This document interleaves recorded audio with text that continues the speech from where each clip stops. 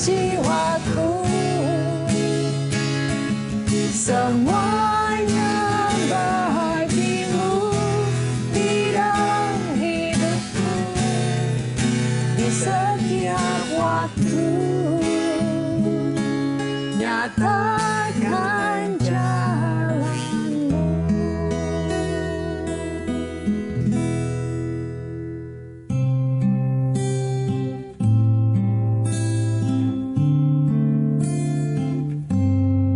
Sahabat yang baik, pernahkah sahabat merasa kecewa dengan sesuatu yang tidak bisa kita dapatkan? Sadarkah sahabat bahwa perasaan itu muncul karena kita mengabaikan pesan Tuhan? Dan kondisi ini memudahkan iblis agar kita jauh dari pertobatan. Sahabat yang baik, apakah kita mau memulai menaati Tuhan agar hidup kita penuh dengan sukacita?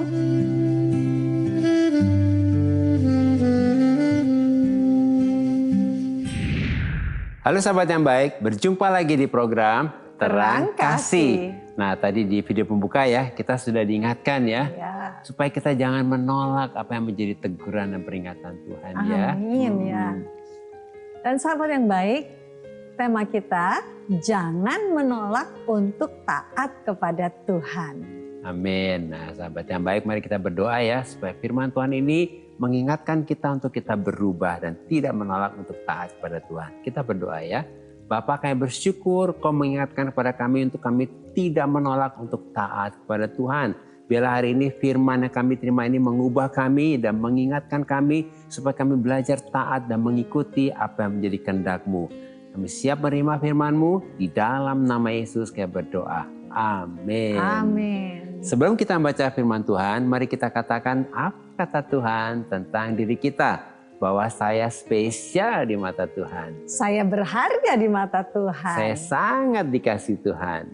Kehidupan saya dan masa depan saya bersama Tuhan adalah sungguh amat baik. Katakan amin. Amin. Sahabat yang baik, mari kita baca firman Tuhan ini dari Hosea pasal yang keempat, ayat yang ke-6. Demikian firman Tuhan. Umatku binasa karena tidak mengenal Allah. Karena engkaulah yang menolak pengenalan itu. Maka aku menolak engkau menjadi imamku. Dan karena engkau melupakan pengajaran Allahmu, maka aku juga akan melupakan anak-anakmu. Mari kita baca ayat selanjutnya, Amsal 13 ayat 13 sampai 14. Demikian firman Tuhan. Siapa meremehkan firman, ia akan menanggung akibatnya. Tetapi siapa taat kepada perintah akan menerima balasan. Ajaran orang bijak adalah sumber kehidupan, sehingga orang terhindar dari jerat-jerat maut. Amin. Wah, puji Tuhan ya, kita diingatkan ya. Diingatkan jangan oleh Tuhan. meremehkan, jangan juga menolak untuk kita menjadi taat sama Tuhan ya.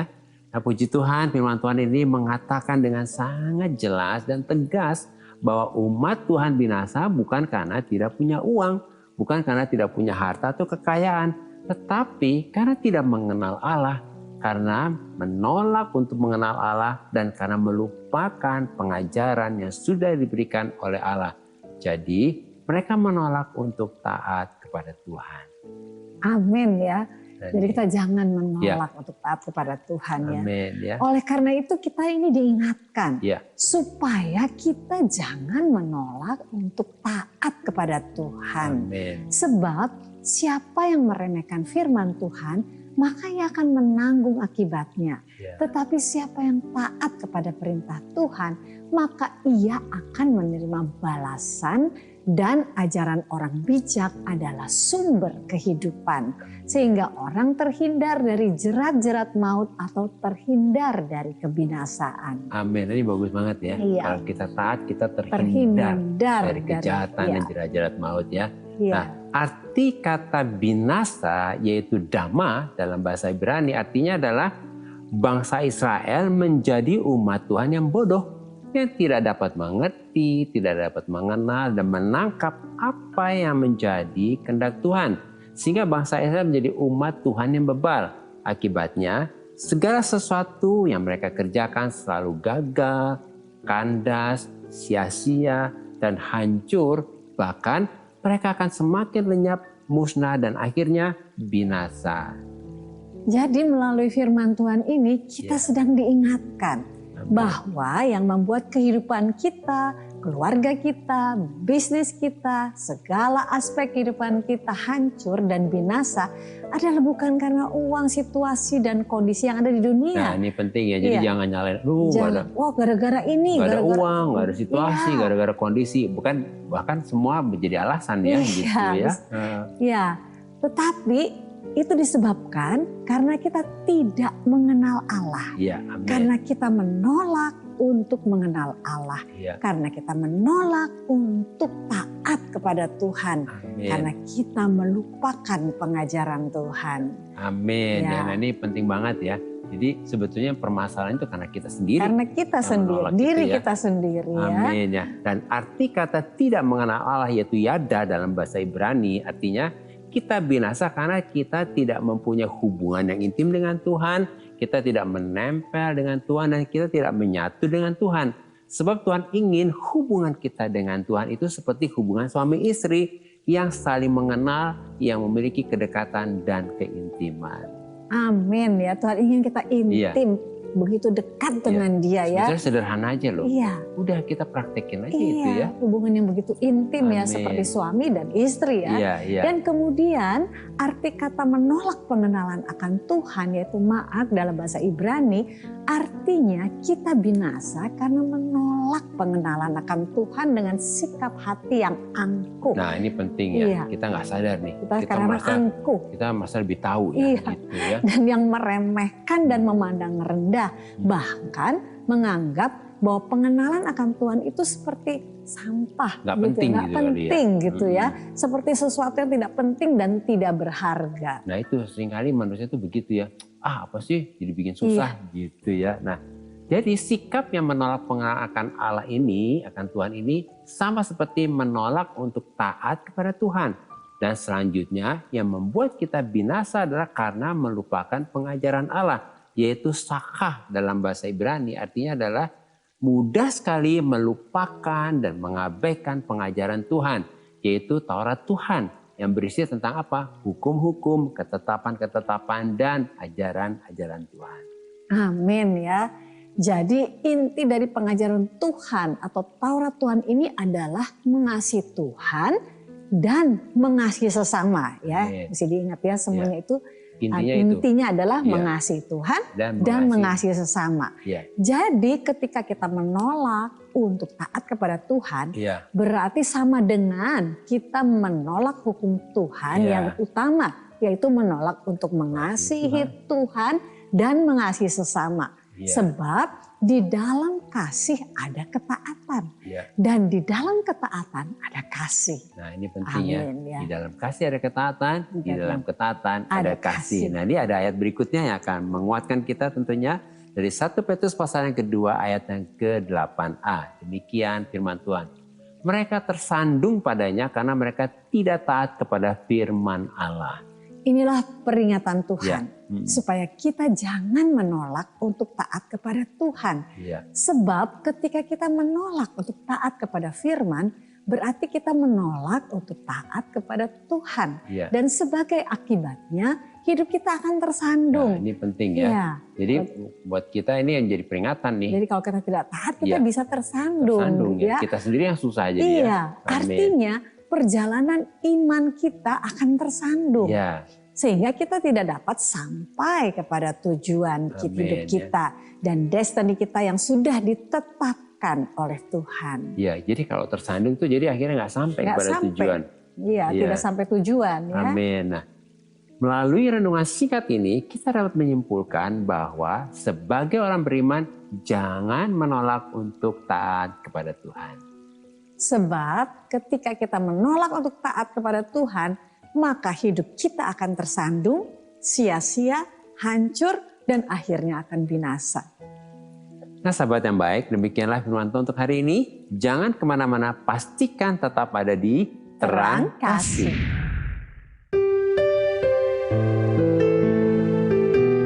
Halo sahabat yang baik, saya akan membacakan renungan firman Tuhan untuk terang hari ini. Mari kita buka kitab kita sama-sama. Kita akan baca dari Daniel pasal 9 ayat yang ke-6 sampai dengan yang ke-7a. Demikian firman Tuhan. Dan kami tidak taat kepada hamba-hambamu, para nabi yang telah berbicara atas namamu, kepada raja-raja kami, kepada pemimpin-pemimpin kami, kepada bapak-bapak kami, dan kepada segenap rakyat negeri. Ya Tuhan, Engkaulah yang benar. Ini adalah doa Daniel pada waktu dia dalam pembuangan di Babel, di mana Daniel memohon ampun kepada Tuhan mewakili bangsanya, karena sudah berkali-kali dan bertahun-tahun Tuhan berbicara kepada raja-raja, pada pemimpin-pemimpin, bahkan bapak-bapak dan segenap bangsa Israel melalui hamba-hambanya dan nabi-nabinya yang berbicara atas nama Tuhan. Tetap saja mereka selalu menolak untuk mendengar dan mentaati semua teguran dan peringatan Tuhan, supaya mereka bertobat, kembali kepada Tuhan dan berubah. Akibatnya, mereka ditawan oleh kerajaan Babel selama 70 tahun. Sehingga selama 70 tahun sebagian besar dari mereka harus meninggalkan Yerusalem dan tinggal di Babel. Setelah 70 tahun masa pembuangan inilah, lalu Daniel berdoa, memohon ampun dan bertobat mewakili bangsanya Israel.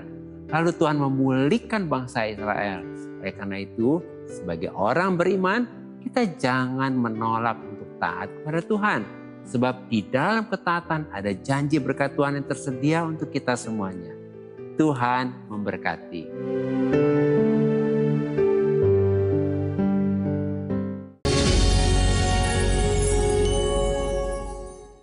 Halo sahabat yang baik, kembali bersama kami dalam acara Terang Kasih dengan tema Jangan Menolak untuk Taat kepada Tuhan. Nah ini ada DM ya, DM dari ini yang pertama dari Dita ya, dari Dita ya. Nah, Dita katakan demikian. Malam Pak Agus dan Bu Mala, selamat malam juga Dita. Ya, berharap sedang menyaksikan ya. Kita berharap ya, Dita sedang menyaksikan ya.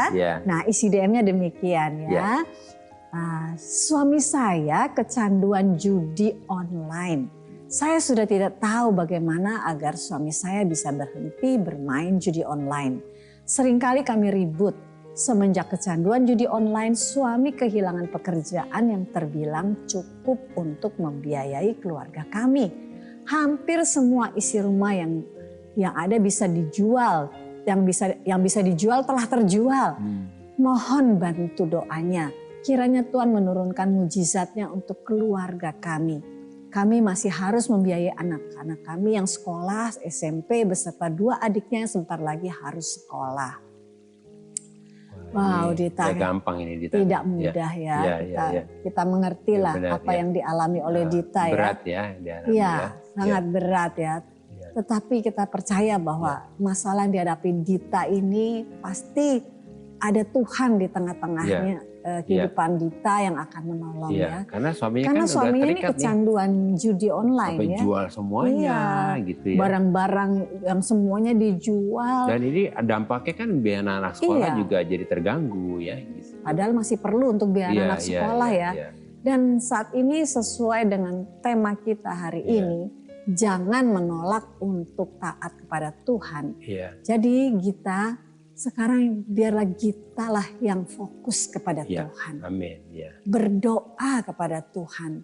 Minta firman Tuhan yang akan menjadi jawaban, pegangan dan senjata untuk kita bisa berdoa untuk menghadapi masalah ini. dengan kita mendeklarasikan firman iman dalam setiap doa-doa kita. Ya, karena di firman itu ada kuasanya. Ada kuasa, karena firman Tuhan yang kita deklarasikan dalam doa tidak akan kembali sia-sia, tetapi akan melaksanakan kehendak Tuhan dan berhasil, karena hanya firman Tuhan yang dapat menyelesaikan masalah kita. Ya, dan dalam Yesaya 55 ayat 11 dikatakan demikian. Demikianlah firmanku yang keluar dari mulutku. Ia tidak akan kembali kepadaku dengan sia-sia, tetapi ia akan melaksanakan apa yang kukehendaki dan akan berhasil dalam apa yang kusuruhkan kepadanya. Amin. Jadi tadi kami katakan, Dita berdoalah, minta firman apa nih yang Tuhan berikan kepada Dita, supaya ini menjadi firman iman untuk menyelesaikan masalah yang memang sudah tidak bisa diselesaikan oleh manusia Hanya Tuhan yang bisa menyelesaikan. Dan ketika kita mendeklarasikan firman, melepaskan firman, tadi dikatakan di sini dia akan berhasil untuk melakukan apa kehendak Allah. Amin. Sehingga semua yang bukan kehendak Allah akan kembali kepada kehendak Tuhan. Amin. Ya. Jadi Dita berdoalah saat ini karena kita percaya hanya Tuhan dan apa yang keluar dari mulut Tuhanlah yang dapat menolong kita semua. Amin. Jadi minta kepada Tuhan, firman apa Tuhan yang kau berikan kepadaku untuk menjadi rema dan firman iman yang bisa aku deklarasikan. Sehingga semuanya itu akan kembali seperti apa yang Tuhan kehendaki ya. Jadi juga kami berkata saat ini mungkin ada di antara sahabat yang baik yang mengalami hal yang sudah mentok gitu ya, yang pasangannya terlibat judi online atau sedang mengalami juga terikatan dengan judi online itu dan udah nggak bisa lagi harus apa seperti apa, sudah tidak berdaya untuk melakukan apapun. Tapi kita tahu bahwa kita disertai dengan Allah yang luar biasa. Amin. Di mana firman-Nya lah yang akan membuat kita melalui semua masalah ini dan akan berhasil menyelesaikan semua ini. Kita akan berdoa khususnya untuk Dita. Kita percaya bahwa ketika kita meminta kepada Bapa di surga, Bapa mendengar dan Bapa melakukannya dan menyelesaikannya bagi kita ya. Juga untuk sahabat yang lain yang baik, ya sahabat baik yang lain, kita mau sama-sama berdoa. Kita percaya ada Tuhan di tengah-tengah kita. Amin ya. Bapa surgawi, kami mengucap syukur kepadamu bahwa di tengah-tengah masalah yang begitu berat, yang kami tidak sanggup lagi untuk menyelesaikannya, menghadapinya. Tapi kami tahu ada Engkau yang menyertai kami. Di tengah-tengah badai permasalahan ada Tuhan yang menjadi jawaban bagi kami. Dan kami percaya bahwa firman-Mu itulah yang penuh kuasa yang dapat mengubahkan segala sesuatunya. Kami berdoa, kami minta bagi kami masing-masing, khususnya bagi Dita. Berikan firman yang menjadi rema, menjadi firman iman dalam kehidupannya. Sehingga dengan firman yang kau berikan itu Tuhan, segala sesuatunya akan diubahkan. Karena firman itu tidak akan kembali dengan sia-sia, tapi melaksanakan apa yang kau suruhkan kepadanya. Kami berdoa juga untuk sahabat yang baik yang lain yang mungkin mengalami masalah-masalah di mana mereka sudah tidak tahu lagi apa yang harus dilakukan. Keterikatan terhadap perjudian atau apapun, keterikatan apapun. Tapi kami percaya ketika kami datang kepadamu, Engkaulah solusi dari segala sesuatu, jawaban dari segala sesuatu. Firman-Mu adalah jawaban. Kami berdoa untuk setiap sahabat yang baik juga Tuhan saat ini. Mereka datang kepadamu dan menerima firman-Mu untuk mereka keluar dari semua permasalahan mereka. Kami percaya sesungguhnya Engkau adalah Allah yang selalu menjawab doa kami, ya dan amin. Artinya kami percaya bahwa ketika kami berdoa, Engkau selalu ada dan Engkau yang memperdulikan kehidupan kami. Engkau berkata, serahkan kekhawatiran kami kepadamu. Engkau yang menyelesaikan segalanya dan memelihara hidup kami. Terima kasih Bapa. Terpujilah bagi nama Tuhan. Dalam nama Yesus kami berdoa dan mengucap syukur. Amin. Nah berikutnya ada DM dari Ida A334. Selamat malam terang kasih. Selamat malam juga Ida. Ya, demikian isi DM-nya ya. Saya punya suami yang sangat kasar, pemarah, suka memaki-maki saya dan sangat pelit sekali. Terakhir, saya dan kedua anak saya diusir dari rumah. Karena dia ingin hidup dia tenang dan enjoy tanpa saya dan kedua anak saya. Sekarang saya dan kedua anak saya mengontrak rumah dan dia tidak pernah mengirimkan nafkah untuk kedua anaknya. Saya tidak punya pekerjaan. Saya sudah mengirimkan lamaran kemana-mana, namun tidak ada satupun panggilan kerja untuk saya. Saya sedih, hidup saya hancur, penderitaan tidak ada habis-habisnya menghantar saya. Yang ingin saya tanyakan, kenapa ya Tuhan memberikan saya cobaan di luar batas kemampuan saya, Pak Pendeta? Dia suami yang sudah memperlakukan saya dengan kasar dari awal menikah sampai sekarang. Terlihat bahagia, bahkan dia sering sekali posting-posting keadaan dia sekarang yang sudah punya mobil dengan pasangan yang baru. Saya meminta kepada Tuhan supaya Tuhan membukakan jalan buat saya agar saya bisa bekerja kembali. Karena ada 2 anak yang harus saya perjuangkan, saya nafkahi. Namun sudah hampir 1 tahun namanya, saya menantikan mujizat dari Tuhan. Tak kunjung saya dapatkan. Apakah Tuhan membenci saya, Pak Pendeta? Jika iya, apakah dosa saya sehingga Tuhan menjauh dari saya? Ida, Tuhan sayang dengan Ida ya. Ini pegang ini ya, percaya ya. Iya. Enggak lah, Tuhan sayang sama Tuhan Ida. sayang. Karena Ida masih mengerti ya bahwa di mata Tuhan kita berharga ya. Jadi kami mengerti banget bagaimana penderitaan yang sudah dihadapi sama Ida ini ya. Bahkan mulai saat ini juga Ida harus bangkit nih ya. Iya, Dia harus percaya bahwa Ida ini berharga di mata Tuhan, bahwa Ida ini sangat dikasih Tuhan, dan Tuhan adalah Tuhan yang adil. Ingat ya Ida, Tuhan yang adil. Tuhan tidak akan diam dengan ketidakadilan dan penindasan yang dialami oleh Ida ini. Sesuai dengan tema saat ini, jangan menolak untuk taat kepada Tuhan. Jadi respon Ida apa ini? Tetap taat untuk menjaga hati dan mengampuni. Nah ini penting banget, mengampuni ya. Sebab ketika Ida mengampuni, kita sedang membuka jalan dan berkat untuk Tuhan berkati kita. Kemudian tetap mengandalkan Tuhan. Sebab ketika Ida mengandalkan Tuhan, maka Tuhan pasti memberkati Ida dan menjawab doa Ida. Ada firman ya, kita akan baca ya. Dari Yeremia 17 ayat yang ke-7. Diberkatilah orang yang mengandalkan Tuhan, yang menaruh harapannya pada Tuhan. Ya. Jadi Ida pegang firman Tuhan ini, jangan lagi lihat ke belakang, ya, jangan fokus pada masalah, terus fokus pada Tuhan dan pegang Tuhan. Karena firman Tuhan berkata, diberkatilah orang yang mengandalkan Tuhan. Mungkin dari kamu saya ada tambahan.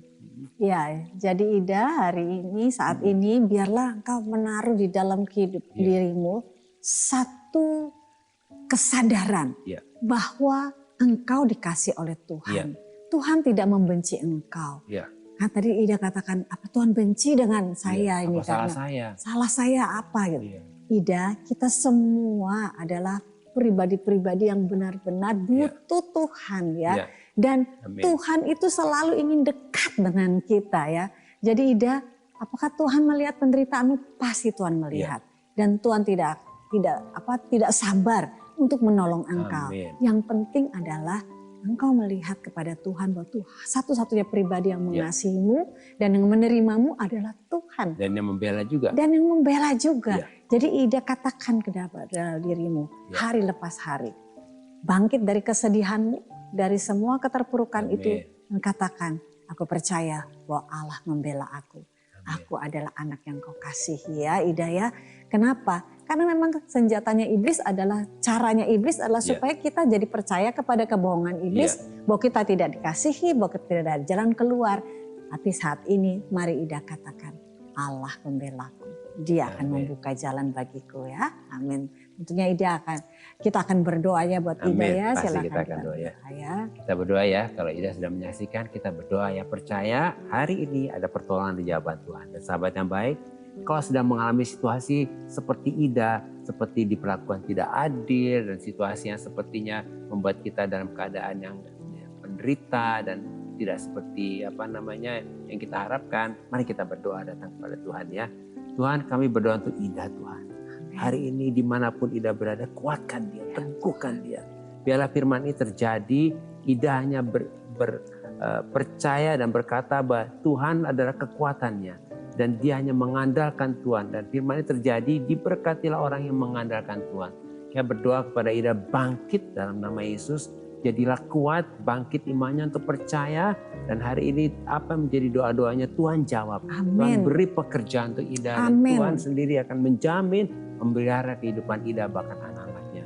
Saya berkata semua ketidakadilan berhenti dalam nama Amin. Yesus. Dan untuk sahabat yang baik yang mengalami situasi seperti ini, saya berdoa hari ini semua kekerasan, ketidakadilan berhenti. Saya berkata shalom untuk para sahabat yang baik. Dan keadilan Tuhan dinyatakan. Di dalam nama Yesus saya berdoa. Amin. Amin. Karena hidup kita kan ada limitnya gitu ya. Yang Tuhan sudah kasih ke kita gitu.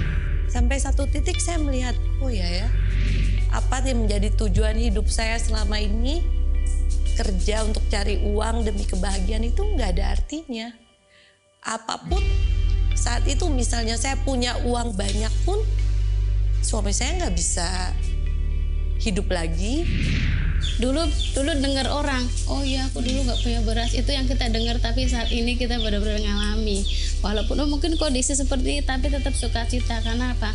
Kita merasakan pemeliharaan Tuhan, ajaibnya Tuhan itu kita alami di sini. Apapun yang kita harus jalani, itu adalah kedaulatan Tuhan dan kita harus tetap mensyukuri.